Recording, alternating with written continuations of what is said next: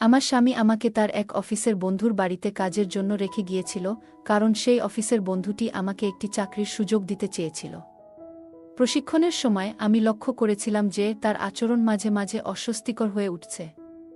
বিভিন্ন অজুহাতে সে আমার কাছে থাকতে চাইত। একদিন সে আমাকে একটি নিচে পড়ে থাকা ফাইল তুলতে বলল, এবং তখন আমি অনুভব করলাম যে সে আমাকে খুব কাছ থেকে পর্যবেক্ষণ করছে। তারপর প্রথমে বস আমাকে কিভাবে কাজ করতে হয় তা শিখিয়ে দিলেন, এবং তারপর কিছু এক্সেল শিট তৈরি করতে বললেন। আমি যখন এক্সেল শিট তৈরি করছিলাম, তখন তিনি আমার পাশে দাঁড়িয়ে পানি পান করছিলেন। তিনি পানির গ্লাস হাতে ধরেছিল, হঠাৎ কিছুটা পানি আমার পিঠে পড়ে গেল। তিনি মৃদুভাবে আমার পিঠে হাত দিয়ে পানি মুছে দিলেন। আমি ততক্ষণে কিছু বলিনি এবং কাজ চালিয়ে যেতে লাগলাম, কারণ যত তাড়াতাড়ি কাজ শিখতে পারব তত তাড়াতাড়ি আমাকে তার অফিসে জয়েন করাবে। তারপর তিনি আমাকে টেবিলে উপরে। পরের দিন আমার স্বামী তার অফিসের বন্ধুকে আমাদের বাড়িতে ডিনারের জন্য আমন্ত্রণ করল এবং হঠাৎ বাইরে জরুরি কাজে বেরিয়ে গেল। বাড়িতে আমি আর তার অফিসের বন্ধু ছিলাম। আমি প্রথমে এই ব্যক্তিকে বিবাহিত এবং বয়স্ক ভেবেছিলাম, কিন্তু তার সাথে কথা বলে বুঝতে পারলাম যে তিনি অনেকটাই অভিজ্ঞ এবং বুদ্ধিমান। তার আচরণ বেশ বন্ধুত্বপূর্ণ ছিল, কিন্তু মাঝে মাঝে কিছু অস্বস্তিকর মুহূর্ত তৈরি হচ্ছিল যা আমি উপেক্ষা করার চেষ্টা করছিলাম। তিনি আসার পর থেকেই আমাকে বিভিন্নভাবে তাকিয়ে থাকতেন। মনে হতো তিনি আমাকে কিছু বলতে চান। আমার নাম তানিয়া। আমি 25 বছর বয়সী তরুণী। আমি গ্রামেই থাকি। আমি দেখতে অনেক সুন্দর ছিলাম। বাইরে বের হলেই ছেলেরা আমার দিকে চেয়ে থাকত। মনে হতো তারা আমাকে কিছু বলতে চায়। আমার এই সুন্দর চেহারা দেখে আমার স্বামীর অফিসের বস আমার প্রেমে পড়ে যায়। বন্ধুরা, আজকের গল্পটা অনেক বেশি স্পেশাল, তাই সবাই রেডি হয়ে যাও। দয়া করে গল্পগুলো ভালো লাগলে ভিডিওটি লাইক, শেয়ার এবং চ্যানেলটি সাবস্ক্রাইব করো প্লিজ। কিছুদিন আগে আমি গ্রাম থেকে শহরে এসেছি এবং এখন 4 মাস পর নতুন পরিবেশের সাথে খাপ খাইয়ে নিতে শিখছি। নতুন চাকরি এবং শহরের জীবন আমার জন্য এক নতুন অভিজ্ঞতা। এখানে আসার কারণ হচ্ছে এই 4 মাসে আমার স্বামী আমার সাথে একবারও দেখা করতে আসেনি। আমি দীর্ঘ 4 মাস পর শহরে আমার স্বামীর সাথে দেখা করতে এসেছিলাম। রাহুল এখানে একটি চাকরি করছে এবং আমাকে শহরে ডেকেছিল। আমি আজ নিজের কিছু জিনিসপত্র নিয়ে তার ফ্ল্যাটে এলাম। তবে আমাকে দেখে রাহুলের মুখে খুশির চিহ্ন দেখা গেল না, বরং সে বিরক্ত হয়ে বলল, তুমি কেন এখানে আসলে? আমি কয়েকদিন পরই তো তোমাকে দেখতে আসতাম। কিন্তু আমি আমার স্বামীর সাথে দেখা করার জন্য অধীর ছিলাম, এবং রাহুল সেটা বুঝতে পারছিল না। তার ফ্ল্যাট খুব অপরিচ্ছন্ন ছিল, যা আমি 2 ঘন্টা ধরে পরিষ্কার করলাম। পরের দিন রাহুল তার এক বয়স্ক সহকর্মীকে বাসায় নিয়ে এলো, যার পায়ে ব্যান্ডেজ ছিল। আমি রাহুলের সাথে এখনও ঠিকমতো সময় কাটাতে পারিনি। আর তখনই তার সহকর্মী এসে গেলেন। রাহুল বলল, সহকর্মীর পরিবার শহরের বাইরে, তাই কিছুদিন আমাদের সাথে থাকবেন। আমি তার যত্ন নিলাম, আর আমার রান্না করা খাবার তার খুব পছন্দ হল। 2 দিনের জন্য থাকার কথা ছিল, কিন্তু এখন তিনি পুরো সপ্তাহ আমাদের সাথে থাকবেন। আমি রাহুলের বন্ধুর জন্য পানি নিয়ে যাচ্ছিলাম। যখনই বোতল রেখে ঘর থেকে বের হতে যাচ্ছিলাম, তখন হঠাৎ আলমারি থেকে তার ওষুধের বাক্সটি পড়ে যায়। কোনো কিছু না ভেবে আমি নিচু হয়ে ওষুধগুলো তুলতে লাগলাম। তখন আমার নজর উপরে গেলে দেখি, আমার স্বামীর বন্ধুর চোখ আমার দিকে একটু অস্বাভাবিকভাবে তাকিয়ে আছে। ওষুধগুলো তাকে দিয়ে আমি ঘর থেকে বেরিয়ে এলাম। সেই মুহূর্তে রাহুল ঘরে ঢুকল। সে একবার আমাকে এবং একবার তার বন্ধুর দিকে তাকালো। আমি কিছু না বলে আমাদের ঘরে চলে গেলাম। আমি ভেবেছিলাম রাহুল হয়তো কিছু সন্দেহ করছে, কিন্তু পরে বুঝলাম সে কিছুই ভাবছে না। সে হাসতে হাসতে আমার সাথে গল্প করল এবং আমরা শুয়ে পড়লাম। আমি রাতে রাহুলের কাছে যেতে চাইলাম, কিন্তু সে বিভিন্ন বাহানা দিয়ে ঘুমিয়ে পড়ল। সকালে রাহুল অফিসে চলে গেল, কিন্তু তার সহকর্মী বাড়িতেই রয়ে গেলেন।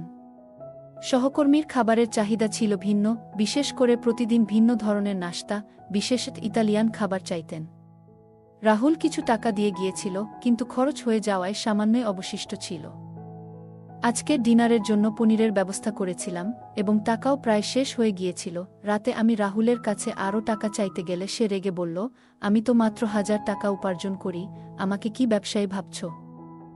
আমি বোঝানোর চেষ্টা করলাম সহকর্মীর খাবারের জন্যই সব টাকা শেষ হয়েছে, কিন্তু সে রাগ করে ঘুমাতে চলে গেল। পরের দিন সকালে রাহুল অফিসে চলে যাওয়ার পর আমি তার সহকর্মীকে নাশতা দিতে গেলাম। সহকর্মী আমার হাতে বেশ কিছু টাকা তুলে দিলেন এবং বললেন, গত রাতে তোমাদের কথোপকথন আমি আমার ঘর থেকে শুনেছি। এই টাকাগুলো রেখে দাও, এবং রাহুলকে বলার দরকার নেই, আমার ঘরের খরচ চালানোর জন্য টাকা প্রয়োজন ছিল, তাই আমি সেই টাকাগুলো ফিরিয়ে দিইনি। সন্ধ্যায় রাহুল যখন বাড়ি ফিরল, তখন সে আমাকে কিছু বাড়তি টাকা দিল, কিন্তু আমি তাকে সহকর্মী থেকে পাওয়া টাকার কথা কিছুই বললাম না। দুদিন পর তার সহকর্মীর শরীর ঠিক হয়ে গেল এবং তিনি তার নিজের বাড়িতে ফিরে যাওয়ার প্রস্তুতি নিলেন। যাওয়ার সময় তিনি আমার পিঠে হাত রাখলেন, কিন্তু তার স্পর্শ স্বাভাবিক ছিল না, যেন কিছুটা অস্বস্তিকর। আমি রাহুলকে সহকর্মীর ব্যাগ এনে দিলাম এবং রাহুল তাকে গাড়ি পর্যন্ত পৌঁছে দিতে বাইরে গেল। আমি বাড়িতে নিজের কাজে লেগে গেলাম। আমার শ্বশুর শাশুড়ি তখন গ্রামে ছিলেন, কিন্তু গত কিছুদিন ধরে এক ধরনের অস্বস্তি আমার মনের মধ্যে কাজ করছিল। যখন রাহুলের সহকর্মী আমাদের বাড়ি থেকে চলে গেলেন, তখন বাড়িটা হঠাৎ করে খুব ফাঁকা আর শান্ত লাগছিল। মনে হচ্ছিল যেন আমার একটা বড় সমস্যার সমাধান হয়েছে। এখন আমি আমার স্বামীর সাথে যতটা খুশি, ততটা সময় কাটাতে পারব। বেশ কিছুদিন ধরে রাহুল বাড়িতে তেমন সময় দিচ্ছিল না। একদিন বাইরে গিয়ে দেখলাম সে কোথাও নেই, সম্ভবত অফিসে চলে গেছে তার সহকর্মীর সাথে। মাঝে মাঝে রাহুলকে বুঝতে আমার খুব কষ্ট হয়। 2 দিন পেরিয়ে গেছে, সে রাতে বাড়িতে আসে আর সরাসরি ঘুমিয়ে পড়ে। একদিন রাহুল হঠাৎ অফিস থেকে তাড়াতাড়ি ফিরে এলো। আমি খুশি হলাম, কিন্তু যখন তাকে ভালো করে দেখলাম, তখন বুঝতে পারলাম সে কিছুটা চিন্তিত। আমি তার কাছে জানতে চাইলাম, কি নিয়ে এত চাপ? সে বলল, তানিয়া, আমাদের কাল বিকালের মধ্যেই এই বাড়ি ছাড়তে হবে। গত 2 মাসের ভাড়া আমি দিতে পারিনি। বাড়িওয়ালার ফোন এসেছিল, শুধু ভাড়া নয়, তিনি বাড়ি খালি করার জন্যও বলেছেন। রাহুলের কাছে 2 মাসের ভাড়া দেওয়ার টাকা ছিল না, তাই আমি গ্রামের বাড়ি থেকে আনা সঞ্চিত কিছু টাকা তাকে দিলাম। তবুও আরও 10,000 টাকার প্রয়োজন ছিল। তখন আমি আমার সোনার কানের দুল বিক্রি করলাম, আর সেই টাকা দিয়ে ভাড়া মিটিয়ে দিলাম। কিন্তু এখন আমাদের এই বাড়ি ছেড়ে দিতে হবে, আর কোথায় যাব সেটাই চিন্তার বিষয়। ঠিক তখনই রাহুলের সহকর্মীর ফোন এলো, আর রাহুল তাকে সবকিছু জানালো। সহকর্মী আমাদের তার বাড়িতে থাকার জন্য আমন্ত্রণ জানালেন। রাহুল বলল, আমাদের থাকার ব্যবস্থা হয়ে গেছে, কিছুদিন আমরা সহকর্মীর বাড়িতে থাকতে পারব। এরপর আমি তাড়াতাড়ি আমাদের ব্যাগ গুছিয়ে নিলাম এবং আমরা তার বাড়ির উদ্দেশ্যে রওনা হলাম। সহকর্মীর বাড়ি ছিল বিশাল এবং আমাদের জন্য একটি বিশেষ ঘর বরাদ্দ করা হলো। আজকের পরিস্থিতি কিছুটা চাপের ছিল, তবে সাময়িক। আমরা নতুন করে পরিকল্পনা করতে শুরু করলাম। রাতে আমরা কোনোমতে ঘুমাতে পারলাম। পরের দিন সকালে নাস্তার পর আমি দেখলাম রাহুল তার ব্যাগে কিছু কাপড় গুছাচ্ছে। আমি জানতে চাইলাম, তুমি আলাদা করে ব্যাগ গুছাচ্ছ কেন? কোথায় যাচ্ছ? রাহুল বলল, তানিয়া, আমি কয়েকদিনের জন্য শহরে যাচ্ছি। অফিসের জরুরি কাজ আছে। শহরে গিয়ে আমি অতিরিক্ত কিছু টাকা পাব, যা আমাদের কাজে লাগবে। রাহুলের এই দৌড়ঝাঁপ দেখে আমার মায়া লাগল। সে আমাদের পরিবারের জন্য কত পরিশ্রম করছে। 2 দিনের জন্য সে বাইরে চলে গেল। তার যাওয়ার পর রাতে আমি একা ঘুমাতে পারছিলাম না। দীর্ঘ সময় ধরে আমি জেগেছিলাম, নানান চিন্তায় ডুবে। ঠিক তখনই রাহুলের অফিসের বন্ধু হঠাৎ করে আমার ঘরে এসে হাজির হলেন। তিনি বললেন, তানিয়া, তুমি ঘুমাওনি? তোমার ঘরের লাইট জ্বলছিল, তাই খোঁজ নিতে এলাম। তখন আমি তাকে বললাম, রাহুলের আয়ে সংসার চলছে না, কিভাবে সংসার চালাবো সেই চিন্তায় আছি। সহকর্মী তখন আমাকে সান্ত্বনা দিয়ে বললেন, তুমি চিন্তা করো না, আমি আছি। আমি সব ঠিক করে দেব, তবে তোমার সাহায্য লাগবে। তুমি চাইলে তোমার স্বামীর অবস্থা বদলে যেতে পারে। এতটুকু বলে তিনি আমাকে কাছে টানার চেষ্টা করলেন। আমি সঙ্গে সঙ্গে নিজেকে সরিয়ে নিলাম এবং দৃঢ়ভাবে তাকে না বললাম। আমি তাকে দূরে সরিয়ে দিয়ে বললাম, আপনি কি করছেন? এর মানে কি? তিনি বললেন, তানিয়া, আমাকে ভুল বোঝো না, আমি শুধু তোমাকে সাহায্য করতে চেয়েছিলাম। তোমাকে আমার কোম্পানিতে চাকরি দেওয়ার কথা ভাবছিলাম। আমি শান্তভাবে উত্তর দিলাম, আমার কোনো চাকরির দরকার নেই। এখন আপনি দয়া করে এখান থেকে চলে যান, আমি খুব ক্লান্ত, পরে কথা হবে। এটা বলার পর তিনি আমার ঘর থেকে বেরিয়ে গেলেন। যদিও এটা তার নিজেরই বাড়ি ছিল, তবু আমি তাকে আমার ঘরের বাইরে বের করে দিয়েছিলাম। আমার রাগটা একটু বেশিই ছিল তখন। এরপর 2 দিন কেটে গেল, আর রাহুল বাড়ি ফিরল না। আমি ফোন করে জানতে চাইলাম, তুমি কবে ফিরবে? রাহুল বলল, তানিয়া, আমি তোমার মতো ফাঁকা সময় বসে নেই। তুমি হঠাৎ করে গ্রাম থেকে শহরে চলে এলে, আর এখন তোমার জন্য আমাকে এত দৌড়ঝাঁপ করতে হচ্ছে। একা থাকলে আমি যে কোনোভাবে ম্যানেজ করতে পারতাম, কিন্তু তোমার আসার পর আমার খরচ আর টেনশন দুটোই বেড়ে গেছে। এতটুকু বলেই সে ফোনটা কেটে দিল। তার এই কথায় আমি খুব রেগে গেলাম, কারণ সে আমার অবস্থাটা বুঝতে চাইছিল না। তার চোখে আমার ভালোবাসা ধরা পড়ছিল না। আমি ভাবতে লাগলাম কিভাবে রাহুলের এই টেনশন কমানো যায়। ঠিক তখনই তার সহকর্মীর কথা মনে পড়ল। একমাত্র তিনিই হয়তো আমাদের সাহায্য করতে পারেন, কারণ অর্থের সমস্যার সমাধান তার মাধ্যমেই হতে পারে। রাহুলের সহকর্মী তখন বাড়ি থেকে কাজ করছিলেন। দুপুর প্রায় ৩টা বেজে গেছে। আমি তার রুমে ঢুকলাম। আমি তাকে বললাম, আপনি তো কাল আমাকে কিছু নতুন কাজ শেখানোর কথা বলেছিলেন, তাই না? তিনি মৃদু হেসে আমার দিকে তাকিয়ে বললেন, তানিয়া, তুমি খুব বুদ্ধিমতী, তোমার বুঝতে দেরি হয়নি। বস বললেন, আমি তোমাকে মাসিক ২৫,০০০ টাকা বেতন দেব। কাজটি কি হবে সেটা আমি এখন তোমাকে আমার কম্পিউটারে দেখাচ্ছি। আমি জানতাম এই সুযোগ পেয়ে রাহুল নিশ্চয়ই খুশি হবে। যদি আমার কাজের মাধ্যমে সংসারে কিছু অতিরিক্ত অর্থ আসে, তবে তাতে কারো খারাপ লাগার কথা নয়। সেই দিন থেকেই আমি কাজ শিখতে আগ্রহী হয়ে উঠলাম। বস আমাকে তার চেয়ারে বসতে বললেন এবং কম্পিউটার ব্যবহার শেখানো শুরু করলেন। প্রথমে তিনি আমাকে মাউসটি ধরিয়ে দিলেন এবং কিভাবে ব্যবহার করতে হয় তা দেখালেন। আমি একটু নার্ভাস ছিলাম, কিন্তু তিনি আমাকে আশ্বস্ত করলেন, চিন্তা করো না, ধীরে ধীরে সবকিছু শিখে যাবে। প্রথম দিন বলে বস শুধু অর্ধেক ঘন্টার জন্য আমাকে শেখালেন। এরপর আমি রাত্রে বসের বাড়ির রান্নাঘরে গিয়ে দেখলাম যে সেখানে কাজের মেয়ে রান্না করছে। আমার কোনো বিশেষ কাজ ছিল না, তাই তার সাথে কিছুক্ষণ কথা বললাম। এভাবেই আমার নতুন কাজ শুরু হলো, প্রতিদিন একটু একটু করে শেখা এবং নতুন কিছু জানার আগ্রহে। আমাকে দেখে সে বলল, আপনি খুবই সুন্দর, মালকিন। আপনি আসার পর থেকেই আপনার সাথে কথা বলতে চেয়েছিলাম, কিন্তু সুযোগ পাইনি। আমি হেসে বললাম, তোমার নাম কি? এবং ধীরে ধীরে তার সাথে কথা বলা শুরু করলাম। আমি বসের পরিবারের বিষয়ে জানতে চাইলাম। ঠিক সেই মুহূর্তে বস তাকে ডাকলেন, আর সে দ্রুত একটি গ্লাস পানি নিয়ে বেরিয়ে গেল। রাতে ঘুমানোর আগে বস আমার রুমে এলেন হাতে আইসক্রিম নিয়ে। ছোটবেলা থেকেই আমি বিভিন্ন খাবারের প্রতি দুর্বল ছিলাম, কিন্তু অর্থনৈতিক সমস্যার কারণে প্রায়ই নিজের পছন্দের খাবার খেতে পারতাম না। বসের বাড়িতে সেই সমস্যা ছিল না, এখানে খাওয়া দাওয়ার কোনো অভাব ছিল না। আমরা একসাথে বসে আইসক্রিম খেতে শুরু করলাম। কথা বলতে বলতে আমি বসকে তাদের পরিবারের বিষয়ে জিজ্ঞাসা করলাম। তখন বস শান্তভাবে তার পরিবারের কিছু গল্প শোনালেন। এভাবে আমাদের মধ্যে কথোপকথন চলতে থাকল, আর আমি তার কাছ থেকে অনেক কিছু জানার সুযোগ পেলাম। তিনি বললেন, কয়েক বছর আগে আমার স্ত্রী আমাকে ছেড়ে চলে গেছেন। আমার একটি মেয়ে এবং একটি ছেলে আছে। মেয়েটি বিদেশে থাকে, কারণ তার বিয়ে হয়ে গেছে, আর ছেলেটি পড়াশোনার জন্য বিদেশে গেছে। আমি এখানে আমার কোম্পানির দায়িত্ব সামলাই। তিনি তার পরিবারের সম্পর্কে বিস্তারিত জানালেন। তারপর আমাকে বললেন, তানিয়া, তুমি আমাকে বারবার বস বলে ডেকে ওঠো, যা আমার পছন্দ হচ্ছে না। তুমি আমার নাম ধরে ডাকতে পারো।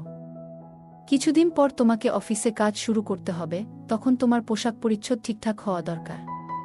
আমি তোমাকে একটি ভালো পদে রাখব, তাই তোমাকে নিজেকে আরও পরিপাটি রাখতে হবে। বস ৫০ বছর বয়সেও নিয়মিত শরীরচর্চা করতেন এবং খুবই ফিট ছিলেন। আমি সাধারণ ড্রেস পরে তার সাথে ব্যায়াম করতে দাঁড়ালাম। সেদিন আমার প্রশিক্ষণের দ্বিতীয় দিন ছিল। বস আমাকে একটি ড্রেস দিলেন এবং বললেন, প্রশিক্ষণের সময় এটা পরিধান করে আসো। এতে তোমার অফিসের পরিবেশে মানিয়ে নিতে সুবিধা হবে এবং ধীরে ধীরে ইউনিফর্মের অভ্যাস হয়ে যাবে। কিন্তু ড্রেসটি হাঁটুরও উপরে এবং খুবই ছোট ছিল, যা আমার পছন্দ হয়নি। তাই আমি সিদ্ধান্ত নিলাম যে সেটা না পরে সঠিকভাবে একটি শাড়ি পরে আসব। প্রথমে বস আমাকে কিভাবে কাজ করতে হয় তা শিখিয়ে দিলেন এবং তারপর কিছু এক্সেল শিট তৈরি করতে বললেন। আমি যখন এক্সেল শিট তৈরি করছিলাম, তখন তিনি আমার পাশে দাঁড়িয়ে পানি পান করছিলেন। তিনি পানির গ্লাস হাতে ধরেছিল। হঠাৎ কিছুটা পানি আমার পিঠে পড়ে গেল। তিনি মৃদুভাবে আমার পিঠে হাত দিয়ে পানি মুছে দিলেন। আমি ততক্ষণে কিছু বলিনি এবং কাজ চালিয়ে যেতে লাগলাম, কারণ যত তাড়াতাড়ি কাজ শিখতে পারবো তত তাড়াতাড়ি আমাকে তার অফিসে জয়েন করাবে। অর্ধেক ঘন্টার প্রশিক্ষণ শেষে যখন আমি তার রুম থেকে বেরিয়ে আসতে যাচ্ছিলাম, তিনি আমাকে থামিয়ে বললেন, সন্ধ্যা ৭টায় তৈরি হয়ে নিও, আমাদের এক কর্মচারীর পার্টিতে যেতে হবে। যেহেতু আমাকে শীঘ্রই অফিসে কাজ শুরু করতে হবে, তাই কিছু সহকর্মীর সাথে পরিচিত হওয়ার জন্য পার্টিতে যাওয়া জরুরি ছিল।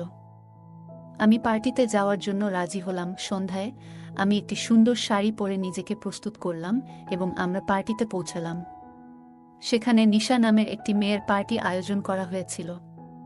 বসকে দেখেই নিশা এগিয়ে এসে তাকে আলিঙ্গন করল এবং তার নাম ধরে ডেকে খুব সহজভাবেই কথাবার্তা বলছিল।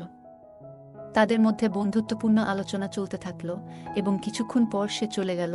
নিশার পেছন পেছন আমি গিয়ে তাকে থামালাম এবং জিজ্ঞাসা করলাম, তুমি বসের সাথে এত সহজে কথা বলতে পারো কিভাবে?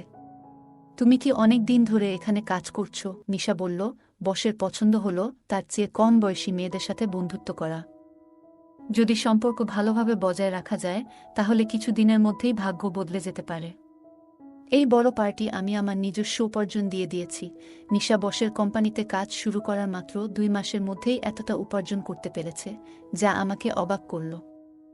আমিও অর্থ উপার্জন করতে চেয়েছিলাম। তাই পরের দিন সকালে আমি বসের রুমে গিয়ে হাজির হলাম। এবার আমি সেই অফিসের ইউনিফর্ম পরেছিলাম যা বস আমাকে দিয়েছিলেন। যদিও ড্রেসটি কিছুটা ছোট ছিল, আমি বুঝতে পারলাম যে এটা কাজের একটা অংশ হতে পারে। আমাকে সেই ইউনিফর্মে দেখে বস কিছুক্ষণ তাকিয়ে রইলেন। আজ আমি সময়মতো এক্সেল শিটের কাজ শেষ করেছিলাম, আর তিনি আমাকে প্রশংসা করলেন। তখন আমি উঠে গিয়ে তাকে আলিঙ্গন করলাম এবং বললাম, আরিয়ান, এটা সব আপনার জন্যই সম্ভব হয়েছে। আপনি খুব সহজভাবে আমাকে সবকিছু শিখিয়েছেন। আমি প্রথমবার তার নাম ধরে ডাকলাম, আর তিনি বুঝতে পারলেন যে আমি তার বন্ধুত্ব গ্রহণ করেছি। রাতে তিনি আমাকে ডিনারের আগে ছাদে যেতে বললেন। তার ছাদে সুন্দর একটি বাগান ছিল এবং এক কোণে একটি ছোট বারো ছিল। সেখানে পৌঁছানোর পর তিনি শ্যাম্পেন খুললেন এবং উদযাপন শুরু করলেন। তিনি বললেন, এই শ্যাম্পেন আমাদের বন্ধুত্বের জন্য। আমি লক্ষ্য করলাম যে পার্টিতে নিশা এবং আরও কিছু মেয়ে ড্রিঙ্ক করছিল। আরিয়ান যখন আমাকে একটি ড্রিঙ্ক অফার করলেন, আমি তাকে না বললাম না। ড্রিঙ্ক করার পর আমার মাথা একটু ঘোরাতে লাগলো এবং সবকিছু অস্পষ্ট হয়ে গেল। তবুও আমি আরও 2 গ্লাস পান করলাম। রাতের খাবার না খেয়েই আমরা ঘুমিয়ে পড়লাম। সকালে সূর্যের আলো চোখে পড়তেই আমার ঘুম ভাঙল। রাতে আমরা নেশাগ্রস্ত ছিলাম, আর আমি এবং আরিয়ান ছাদের একটি ঘরে ঘুমিয়েছিলাম। কিভাবে সেখানে পৌঁছলাম সেটাও আমার মনে নেই। আমরা একে অপরের কাছাকাছি শুয়েছিলাম, কিন্তু আমি তাকে ঘুম থেকে না জাগিয়ে চুপচাপ সেখান থেকে বেরিয়ে এলাম। ছাদ থেকে নিচে নামতেই দেখলাম বাড়ির কাজের মেয়ে আমাকে নির্দিষ্টভাবে লক্ষ্য করছে। আমার ঘরে গিয়ে আয়নায় নিজের দিকে তাকালাম, দেখলাম আমার লিপস্টিক একটু ছড়িয়ে গেছে। আমি ভেবেছিলাম হয়তো ঘুমের মধ্যে এটা হয়েছে, তাই সেটার দিকে খুব একটা মনোযোগ না দিয়ে নিজেকে প্রস্তুত করতে লাগলাম। যখন আমি নিজের ঘর থেকে বেরিয়ে এলাম তখন দেখি আরিয়ান ছাদ থেকে নামছেন। তিনি যখন তার রুমের দিকে যাচ্ছিলেন তখন আমার নজর তার শার্টের দিকে গেল। দেখলাম আমার লিপস্টিকের দাগ তার শার্টে লেগে আছে। বাড়ির কাজের মেয়েটিও তাকিয়েছিল, হয়তো সেও সেটাই দেখছিল যা আমি দেখেছি। আমি ভাবলাম, তার দিকে মনোযোগ দেওয়ার কোনো প্রয়োজন নেই। আমি নিজেকে শান্ত রাখলাম এবং স্বাভাবিক থাকার চেষ্টা করলাম। আমি এই কয়েকদিন ধরে লক্ষ্য করছিলাম যে প্রায় 15 দিন হয়ে গেছে, কিন্তু আমার আর রাহুলের মধ্যে কোনো যোগাযোগ হয়নি। আজ আশা ছিল যে সে আমাকে ফোন করবে, কিন্তু গত 15 দিনে আমি রাগ করে তাকে ফোন করিনি। এই সময়ের মধ্যে আমি অনেক বদলে গিয়েছিলাম। এখন আমার মূল লক্ষ্য ছিল অর্থ উপার্জন করা, এবং সেই প্রক্রিয়া শুরু হয়ে গিয়েছিল গত রাত থেকেই। সন্ধ্যায় বস আমার জন্মদিন উদযাপন করলেন। কিভাবে যেন তিনি আমার জন্মদিনের কথা জেনে গিয়েছিলেন, অথচ রাহুলের এ বিষয়ে কোনো খেয়াল ছিল না। আমি বুঝতে পারছিলাম যে আমি আমার ভালোবাসার ব্যাপারে কিছুটা বিভ্রান্ত ছিলাম। আমার জন্মদিনটা বেশ ভালোভাবে কাটল। সেই রাতে আরিয়ান আমার ঘরে এলেন এবং আমাকে উপহার হিসেবে সোনার ঝুমকা দিলেন। তিনি বললেন, গত কয়েকদিন ধরে দেখছি তোমার কানে খুব সাধারণ ঝুমকা আছে, এতে তোমার সৌন্দর্য কিছুটা কমে যাচ্ছে। এরপর তিনি নিজ হাতে আমার কানে ঝুমকা পরিয়ে দিলেন। তার আমার সৌন্দর্যের প্রতি এতটা যত্ন ছিল, যেখানে রাহুল কখনো আমার জন্য একটি শাড়িও কেনেনি, এমনকি আমার জন্মদিনও ভুলে গিয়েছিল। অনেক পুরুষ বিয়ের পর প্রথম বছর স্ত্রীকে মায়ের বাড়ি যেতে দিতে চান না, কিন্তু এখানে রাহুল আমাকে বসের বাড়িতে ছেড়ে দিয়ে নিজে অন্য শহরে চলে গিয়েছিল। রাহুলের অনুপস্থিতিতে আরিয়ান আমার সব চাহিদা পূরণ করছিলেন, আর রাহুল যেন এসব নিয়ে কোনো ধারণাই ছিল না। সেই রাতে আমি আরিয়ানকে ধন্যবাদ জানালাম, কারণ তিনি আমার জন্মদিনকে বিশেষ করে তুলেছিলেন। আমার জন্মদিন খুব ভালোভাবে উদযাপন করা হয়েছিল, এবং আরিয়ান আমাকে একটি সুন্দর উপহার দিয়েছিলেন। পরের সকালে আমি আরিয়ান এর সাথে ব্যায়াম করছিলাম, তখন সকাল 8টা বাজে। হঠাৎ দেখি রাহুল বাড়িতে এসে হাজির। আমাকে বসের সাথে ব্যায়াম করতে দেখে সে অবাক হয়ে তাকিয়ে রইল, কারণ আমি যেই জিম স্যুট পরেছিলাম সেটি শরীরের সাথে সম্পূর্ণ লেগেছিল। রাহুলকে দেখে আমি তাড়াতাড়ি আমার ঘরে চলে গেলাম। কিছুক্ষণ পর সে ঘরে এসে আমাকে আলিঙ্গন করল এবং বলল, হ্যাপি বার্থডে তানিয়া। তার কাছ থেকে এই শুভেচ্ছা শুনে আমার কিছুই মনেই হলো না, কারণ আমার জন্মদিনের দিন সে একটি ফোনও করেনি। সারাদিন আমি তার সাথে তেমন কথাও বলিনি। সন্ধ্যায় হোলির পূজা করার সময়ও আমি একাই গিয়েছিলাম। পরের দিন ছিল দোলযাত্রা, আর আরিয়ান তার বাড়িতে একটি অনুষ্ঠানের আয়োজন করেছিলেন। তার কোম্পানির অনেক কর্মচারী সেখানে উপস্থিত ছিলেন। রাহুল এসে আমাকে রং লাগালো, কিন্তু আমি তাকে রং না লাগিয়ে আরিয়ানের কাছে চলে গেলাম। আমি তার গালে রং লাগালাম, আর তিনিও আমার মুখে রং লাগালেন।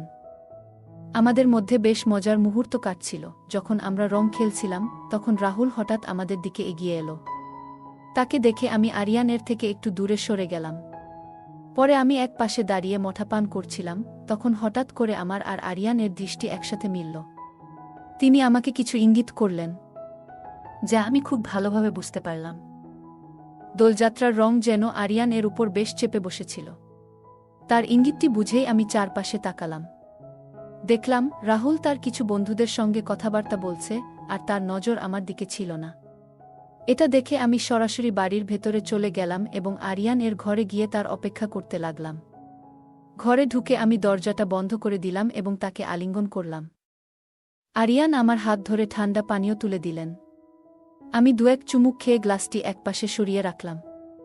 এরপর তিনি ধীরে ধীরে আমার মুখ স্পর্শ করলেন, আর মনে হচ্ছিল যেন আমি তার এক ভিন্ন দিক দেখতে পাচ্ছি।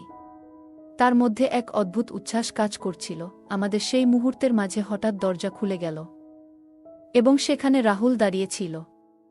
আমাকে এবং আরিয়ানকে একসঙ্গে দেখে তার মুখে অস্বস্তি আর রাগের ছাপ পড়ে গেল। তিনি রাগের কণ্ঠে বললেন, তুমি আমাকে দূরে সরিয়ে রেখেছিলে এজন্য?